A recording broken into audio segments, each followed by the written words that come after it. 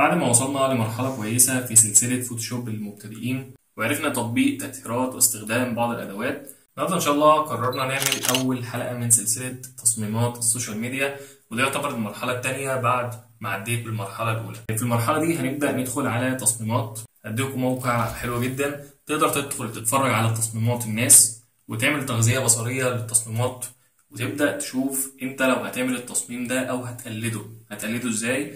المرحلة دي مهمة جدا علشان انت بتعمل تغذية بصرية وبتتفرج على تصميمات اكتر، وده هيهيئك للمرحلة اللي بعد كده انك تعمل تصميم من الاول للاخر بدماغك انت. طيب تصميم النهارده هيكون فيه تريكات حلوة جدا، تابع معايا. اول حاجة الموقع اللي انا هديهولك هو موقع بنترست.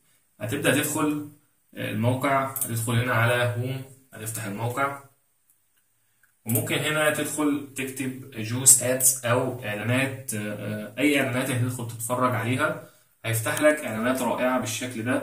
عايزك بقى تبدا تمسك تصميم وتشوف تصميم يعجبك وتبدا تحمل له الصور او النماذج اللي هتساعدك في عمل التصميم ده، وتبدا بخيالك تعمل او تقلد تصميم زيه، ولو هتغير فيه حاجه بسيطه مش اشكال، بس حاول تقلده. المرحله دي مهمه جدا للمرحله اللي بعدها. طيب هو ده اللي هنعمله معاك. انا بعد ما قلبت على تصميمات اخترت تصميم هو سيمبل بس فيه تريكات حلوه. انا مسيب هنا بعض التصميمات اللي هنبدا ننفذها ان شاء الله مع بعض. طيب التصميم ده عجبني، هو سيمبل مفيهوش تصاميم كتير وسهل، النماذج او الصور اللي انت هتستخدمها في التصميم سهل انك تلاقيها ان شاء الله. فبالتالي هي بدايه حلوه انك تبدا بالشكل ده وفيها تريكات ان شاء الله كويسه كبداية يعني. طيب هتبدأ تحمل الصورة عندك سيف ايمج وتبدأ تسيبها عندك على أي مكان. طيب بعد كده هندخل في مرحلة إنك تختار الصور. هديك هنا موقعين كبداية إنك تبدأ بيهم تحاول تدور على الصور اللي أنت محتاجها. أول موقع طبعا فري بيك. هنا هتدخل هنا تكتب مثلا توميتو.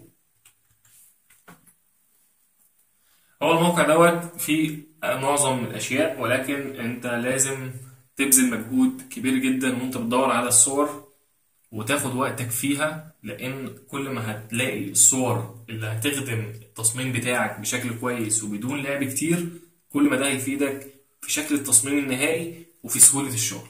فعايزك تستثمر وقت كبير في انك تختار الصور بتاعتك، فما تستعجلش في المرحلة دي وقلب في موقع والتاني والتالت لحد ما تلاقي الحاجة اللي انت عايزها، وان شاء الله هنساعد في الموضوع ده. هتبقى تدخل على الموقع هيفتح لك بعض التصميمات المهمة واللي انت هتبدأ تشوف الانسب ليك ان شاء الله. بعد ما تخلص الموقع ده لقيت فيه اللي انت عايزه ماشي، ما لقيتش تدخل مثلا على موقع تاني هسيب لك برضو اللينك بتاعه في الوصف اسمه كلين بي ان جي. والموقع ده حلو جدا في ان الصور اللي هتلاقيها عليها هتكون بي ان جي، مش هتحتاج تزيل الخلفية بتاعتها. طيب نبدأ بقى ان شاء الله في التصميم. نبدأ بقى نفتح الفوتوشوب ونختار تصميم، نجيب هنا نيو، وممكن نختار تصميم أعرض. لو جينا نشوف هنا هنلاقي هو شبه مربع شوية، ولكن احنا ممكن نعمله أعرض شوية 1920 في 1080 وريزوليوشن 72 ونعمل كرييت. كده عملنا أو فتحنا المشروع. نبدأ هنا نشيل القفل. هنبدأ أول حاجة نعمل الباك جراوند لتصميم. لو جينا نشوف هنا الباك جراوند هو احمر او روز شويه، وحوالين او في الخلفيه بتاع العنصر بتاعنا الاضاءه افتح شويه. طيب تعالى نبدا نعمل هنا سوليد كولر. هيبدا يفتح لنا القائمه دي نختار منها اللون اللي انا محتاجه. ميزه السوليد كولر ان هو بيتيح لك انك تغير الالوان بعد كده. تبدا تدوس هنا لو ما عجبكش اللون تبدا تختار لون تاني بسهوله جدا. فخلينا نشوف لون قريب شويه من اللي احنا شفناه. ممكن نبدا باللون ده مفيش مشكله، وممكن نغيره عادي بعد كده. طيب تاني حاجه هعمل هنا نيو لير علشان اعمل الاضاءه اللي هي اللون الافتح شويه اللي هنا، اللي هو اللون الاحمر الباهت اللي هيبقى ورا العنصر علشان يديله العمق اللي احنا شايفينه ده. طيب هنيجي هنا اعمل هنا نيو لير وبالبرش حرف البي وابدا اختار اللون ده. هدوس الت وانا بختار اللون علشان يختار لي اللون ده، واختاره الافتح منه شويه. لما نيجي نعمل اضاءه، بنعمل اضاءه بنفس اللون الخلفيه ولكن الافتح منه، ما بنعملش الاضاءه باللون الابيض. طيب بالشكل ده خلينا نبدا دلوقتي، وبعدين الحاجات دي ممكن نظبطها بعد كده. كده انا خلصت الجزء اللي هو الباك جراوند. ابدا اجيب شيفت او اضغط على شيفت واختار الثلاثه مع بعض واعمل كنترول جي، اعمل لهم جروب واكتب عليهم باك جراوند. انا عايزك وانت ماشي تنظم اللايرز بتاعتك علشان ده هيفيدك في الشغل اكتر. طيب هنبدا بعد كده نضيف العناصر بتاعتنا. طيب هاجي هنا على زجاجه الكاتشب اللي هو العنصر الاساسي عندنا في التصميم، ابدا اسيبه بالشكل ده. تمام، واحاول ارجعه ورا شويه، ده اكبر شويه. وانت بتكبر حاول تدوس على الشيفت علشان تحافظ على الابعاد، وتدوس مع الت علشان يبدا يكبر من السنتر بتاع الصوره نفسه، ما تحركهاش تاني.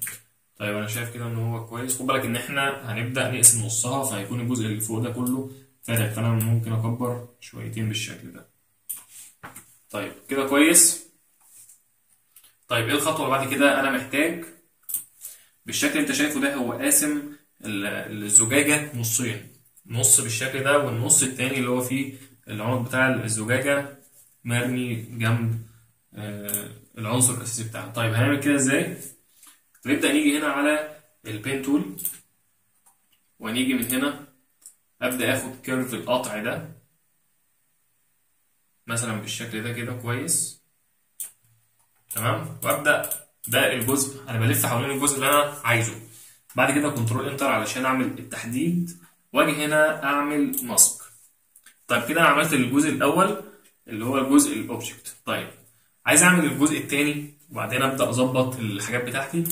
طيب هاجي هنا على الاوبجكت دلوقتي واخد منه كنترول جي، اخد منه نسخه، فبالتالي بقى معايا نسخه ثانيه بالشكل ده. طيب اجي هنا على الماسك، انا عايز اعكس الماسك، بمعنى اللي هو مخفي اللي هو الجزء اللي فوق هو دلوقتي مخفي والجزء اللي تحت هو اللي ظاهر. لو عكست الماسك هيظهر لي بقى الجزء اللي فوق اللي كان مخفي ويخفي لي الجزء اللي تحت. علشان اعكس الماسك ادوس كنترول اي، هتلاقي ان هو ظهر لك الجزء التاني اللي كان مخفي من التصميم. طيب ادوس كنترول تي علشان ابدا الف العنصر بالشكل بتاعنا ده. لا هو كان تقريبا الشكل التاني، كان الزجاجة الناحية التانية. طيب بالشكل ده كده. طيب بعد كده احنا ممكن نرتب العناصر. تعالى كده ايه نحركهم فوق شويتين كده بالشكل ده. لو انا محتاج اكبرها شوية هكبرها واظبط الكلام ده. طيب العنصر التالت بعد كده هنجيب سلايز الطماطم ده بتخليه في الاخر. تعالى نعمل بقى السلايز الطماطم اللي هو فوق، اللي هيتحط هنا فوق، اللي فوق ده سلايز شريحة الطماطم اللي هتتحط هنا وهتتحط هنا. طيب تعالى نعملها. طيب هجيبها هنا كده، ابدا اظبطها. لازم اظبط البرسبكتيف بتاعها ان هو يكون مناسب لمنظور الصوره، يعني ما يكونش شكلها كده فهي كده شكلها فيك، لا هي هتبقى شكلها مبطط كده شويه علشان يعتبر انا باصص للعنصر نفسه من فوق سنه. فمن فوق سنه ده الشريحه من فوق، شريحه السلايس الطماطم ده من فوق انا هشوفها مبططه، مش هشوفها بالشكل الكامل بتاعها. طيب هو كده شكلها كويس. بعد كده هبدأ أظبط الحواف بتاعتها بالشكل ده. خد وقتك في التصميم علشان يطلع بالشكل المطلوب أو الشكل اللي أنت حابه. طيب لو جيت أبص كده بس انتر ألاقي فعلا كده شكلها بقى كويس، كده شكلها كويس. طيب هعمل نفس الموضوع. تعالى ممكن تدوس الت على الشريحة علشان تاخد منها نسخة. بعد كده كنترول تي وقفها شوية كده. بعد كده هبدأ أجيبها هنا علشان أعمل نفس اللي أنا عملته. عايزك في ده بقى إيه تركز. برضه عايزك كل شوية تطلع كده زوم أوت، تحاول تبص على المنظور بتاعها هل هو فيك ولا لأ. أنا شايف كده المنظور بتاعها كويس، ولكن أنا عايز أظبط الأبعاد بقى بتاعتها شوية، أنزلها وأظبطها علشان متبقاش فيك. ظهرت من هنا شوية طيب انا شايف كده المنظور بتاعها كويس جدا كده بصراحة، شكلها كويس، ولكن محتاج اظبطها. تعال ننزل دي شوية علشان تبقى على حدود او على الحواف بتاع الزجاجة، ومن تحت هي مظبوطة بس هكمل انا الجزء ده. طيب بدوس كده انتر. طيب انا عايز في هنا جزء مختفي من الزجاجة، انا عايز ابدا اظهره.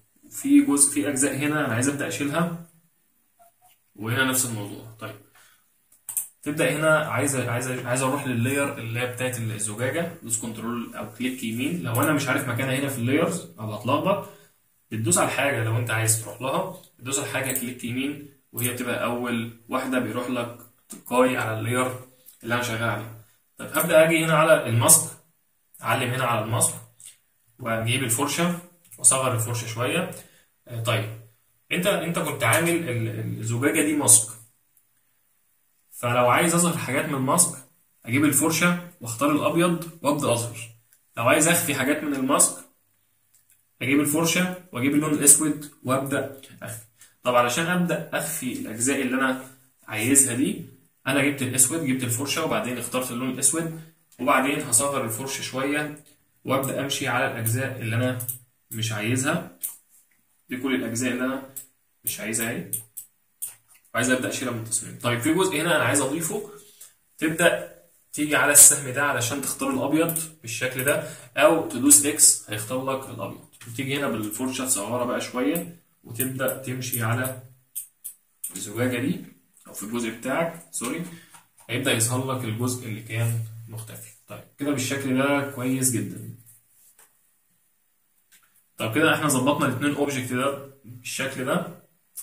طب تعالى بقى بعد كده ندخل نجيب السلايز الطماطم اللي هو العنصر الاخير معانا في التصميم، علشان نبدا نعمل الظلال بعد كده، نعمل الشادو. طيب نبدا نجيبه هنا، تعال نصغره شويه ونظبط البرسبكتيف بتاعه، نعمل شويه تداخل يعني كده حجمه تمام. احنا ممكن نحاول نميله شويه ويكون جاي بميل برضو، ممكن نعمله الناحيه التانيه افضل.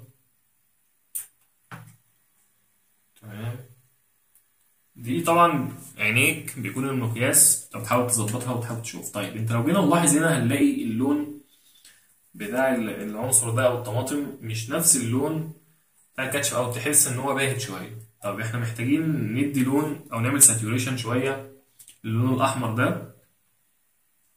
طيب هنعملها ازاي؟ هنيجي هنا نعمل adjustment layer hue and saturation، تبدا تزود الساتوريشن. سوري، هتيجي هنا على اللاير علشان تطبق على اللاير بتاع الطماطم بس، هتدوس هنا الت ما بين تيجي ما بين الاثنين لاير كده، وتدوس الت وتدوس كليك شمال. اي تطبيق او اي حاجه هتبدا تطبق على اللاير اللي تحتها فقط، اللي هي بتاع الطماطم. طب هي كانت كده، نبدا نظبط بس الساتوريشن بتاعها كده، ادت اللون بتاعها. طيب كده انا تمام قوي. طب كده احنا ظبطنا او حطينا الثلاث عناصر في التصميم بشكل مبدئي. عايزين نبدأ نعمل الظلال اللي موجودة، ولكن قبل ما نعمل الظلال أنا شايف إن الجزء الأبيض اللي ورا اللي بيدي عمق للأوبجكت بتاعي محتاج يزيد شوية علشان ننور التصميم ونعمل عمق أكتر للتصميم. طيب هروح هنا لللاير اللي أنا كنت عاملها في الباك جراوند، هدخل هنا على الباك جراوند، ودي اللاير اللي أنا كنت عاملها. ابتديت كنترول تي عليها، تعال نكبر شوية. تمام، تعال نغمق الأول الأحمر ده، أنا شايف إن هو محتاج يغمق شوية. تمام كده.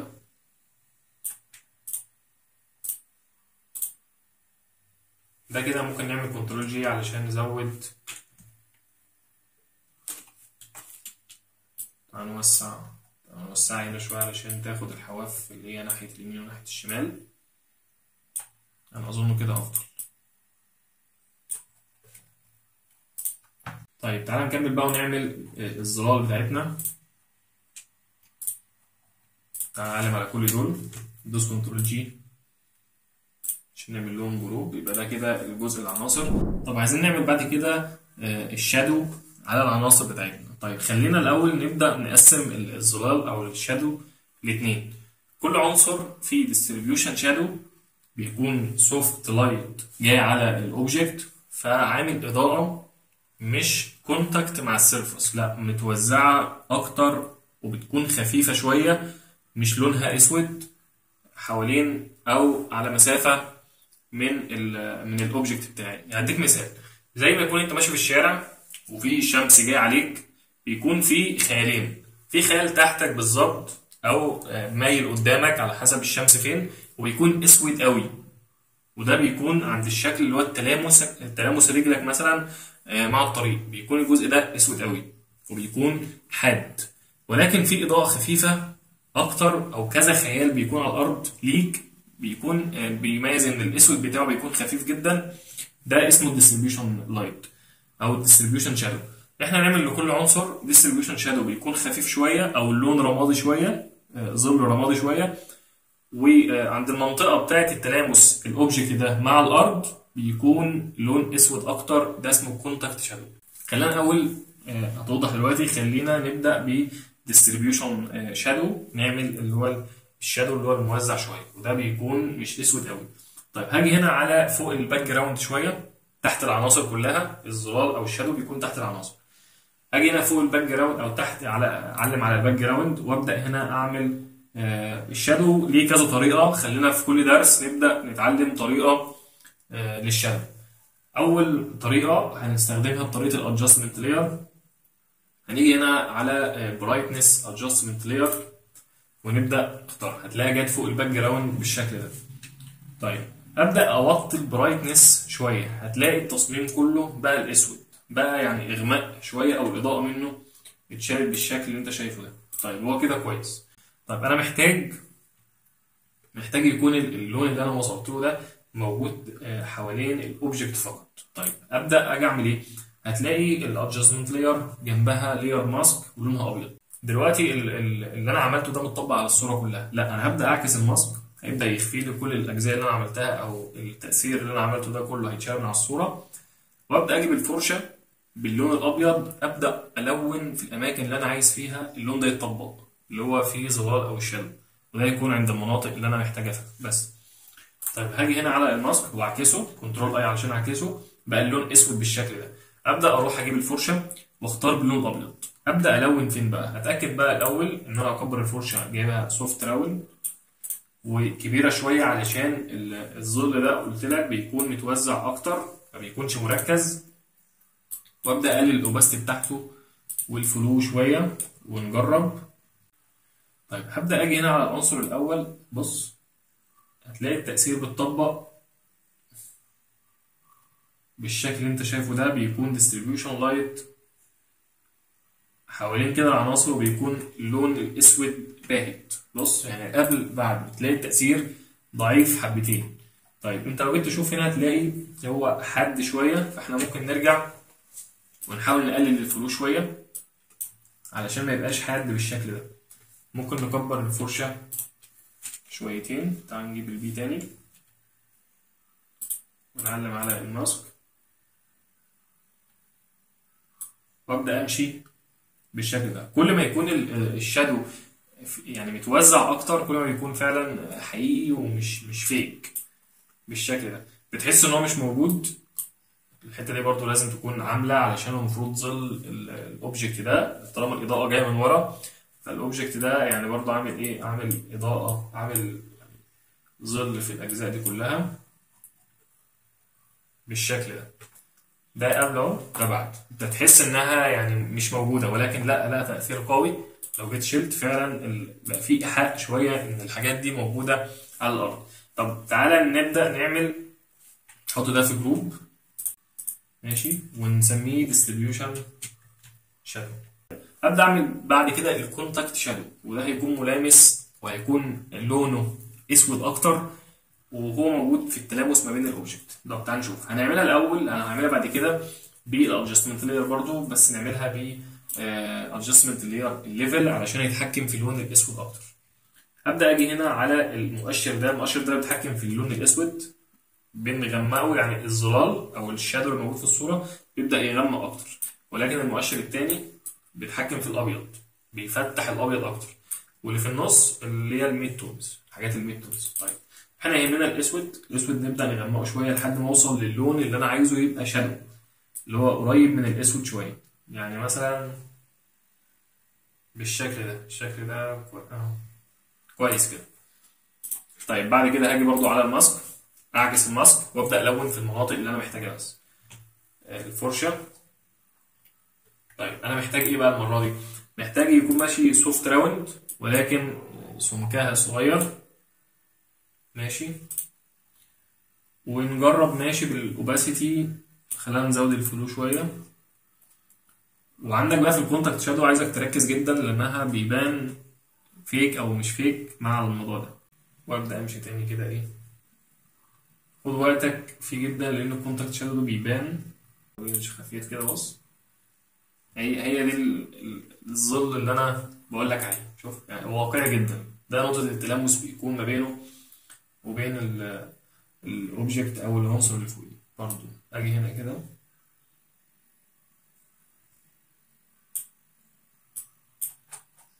اهو، تحس ان هو خلاص بقى على الارض. طيب الطماطم ده بقى علشان هي كيرف شوية، فدي المناطق اللي هو الجزء اللي هو في النص ده المناطق التلامس. وابدا اخففه شوية وانا رايح، اخففه شوية وانا طالع. وكل ما اقرب في التلامس الارض ازود بالشكل ده وابدا اطلع. انا بعمل ايه علشان الطماطم جايه بكيرف شويه، فهي مش كلها ريستد على الارض، مسنوده على الارض. فعند الجزء الملامس بالارض هبدا ازود اكتر. طيب في المناطق اللي هي ما بين الطماطم دي بيكون مش واصل لها اضاءه خالص، فبتكون فيها ظل حبتين، يعني تبقى بالشكل ده. انت فعلا لو شفت العنصر ده حقيقي هتلاقي الطماطم الجزء اللي ما بينهم مش واصل له اضاءه اصلا من اي جزء، بيكون مظلم قوي عكس الطماطم اللي هتبقى على الحواف يعني. فالحاجات دي انا عايزك تبدا يعني تقوي عينيك في كل حاجه حواليك، يعني كل حاجه يبقى لها ظل ولها لايت. فعايزك طول ما انت عارف هي شكلها ايه في الحقيقي هتبقى متوقع. انا شايف ان هي محتاجه انها تزيد شويه عشان يبقى متماثل بالشكل اللي احنا شايفينه ده. برضو ممكن هنا في الكونتاكت شادو ممكن نزود في الجزء ده شويه. سوري الحته الاخيره دي مضغطتش، نعيد تاني. فبتحاول متطلعش زياده عن اللزوم علشان ميبقاش شكلها فيك يعني. طيب بالشكل ده. طيب انت لو محتاج اصلا ممكن تدوس كنترول جي علشان نزود التأثير بتاعها، ولكن تيجي على اللاير تبدأ تشيل الاوباسيتي بتاعته شوية. ممكن بالشكل ده كويس، ولكن ممكن نيجي على الجزء اللي هو بتاع الطماطم ده من اللاير التانية واعكس الماسك علشان ابدأ امسح شوية. خلينا نقلل الاوباسيتي في المسح والفلو وابدأ اشيل شوية من هنا علشان احس انها فيك اكتر. فبرضو نقلل من هنا شوية، هو هيكون من ناحية جوه فعلا معتمة، اما من هنا بيكون موضوع كده بالظبط كده. فكده بقى شكلها افضل. ولما حطينا الظلال او الشادو لكل جزء ظبطت وبانت فعلا انها تصميم كويس، وبقى فعلا يحصل العمق بتاعه. الاضاءه اللي احنا عملناها من ورا مع الشادو اللي احنا عملناه بان فيه او ظهر التصميم بشكل افضل. طيب نيجي على الحاله الاخيره، نبدا نجيب الشعار ده، نبدا نكبره شويه.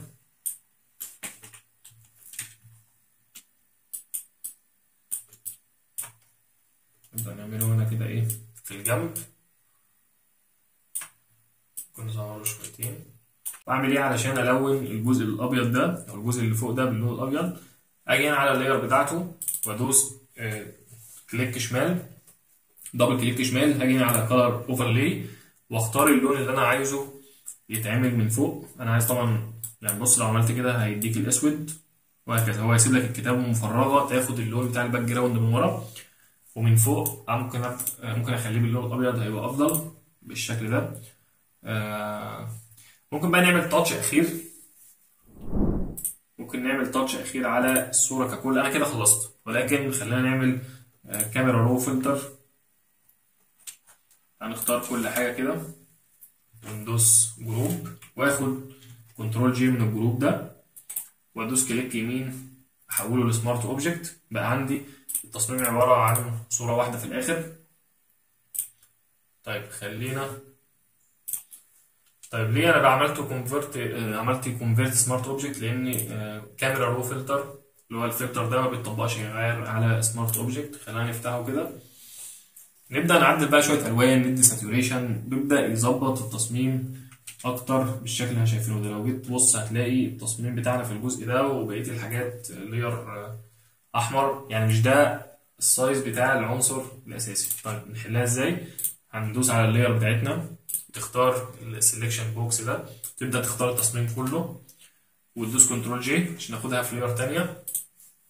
تمسح ده وتيجي هنا على الجديده وتخليها كونفيرت تو سمارت اوبجكت. انا عارف ان لها حلول تانية، ولكن يعني انا متعود على الحل ده فتمام يعني.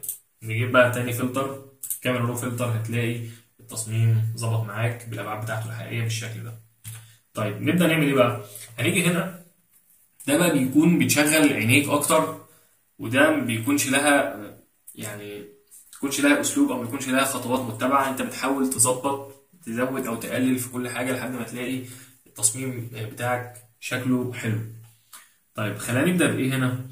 خلينا نبدا بما ان اللون برتقاني، فالبرتقاني والاصفر يعني ايه مع بعض سنه. خلينا نبدا ناحيه صفار. انا عايز التصميم مش ياخد اللون الاحمر على قد ما هو ياخد اللون البرتقاني شويه. طيب اكسبوجر ده للاضاءه. كونتراست ممكن اعمل كونتراست عشان التباين ما بين اللايت والشادو.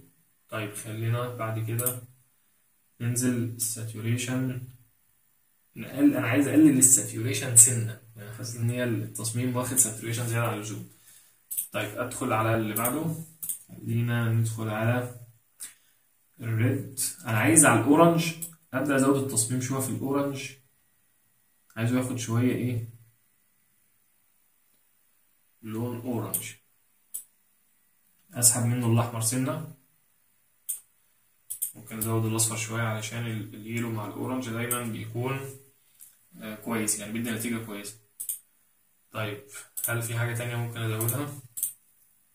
انا شايف كده ان هي بقت افضل.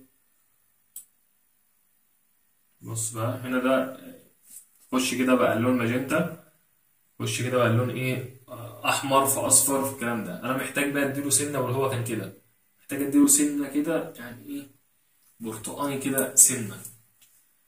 تمام. ده طبعا انت بتحاول تجرب وتشوف، يعني انا شايفها كده كبيره شويه، خلينا ايه كده كويس، تحس ان هو احمر في برتقاني شويه. طيب انا شايف كده كويس، خلينا نبدا ندوس اوكي. وده الشكل النهائي للتصميم، ده قبله ده بعده. فانت زي ما انت حابب، عايزه باللون الاحمر ماشي، عايزه باللون البرتقاني ماشي.